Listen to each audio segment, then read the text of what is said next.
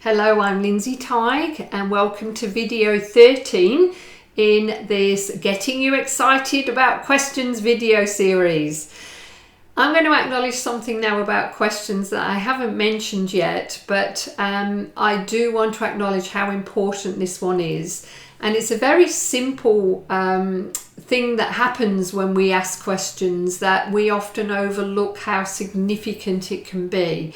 And that is quite simply that when we use questions and we ask good questions, then we gather information. And obviously there's a whole range of questions that we can ask here to gather information. So I can't really give you any specific examples, but even something general like tell me about yourself or tell me about your problem.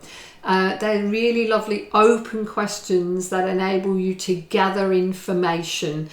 Now let's acknowledge that whilst that information may be useful for you, from the speaker's perspective though, it's really valuable because they actually feel like they have a voice. They feel like they are getting a chance to express themselves. They feel like they are being respected. They feel like they are being heard.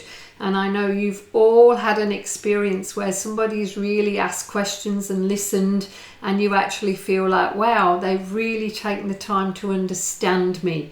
So let's acknowledge that a question actually has the power to gather information and generate all of those positive responses in the other person.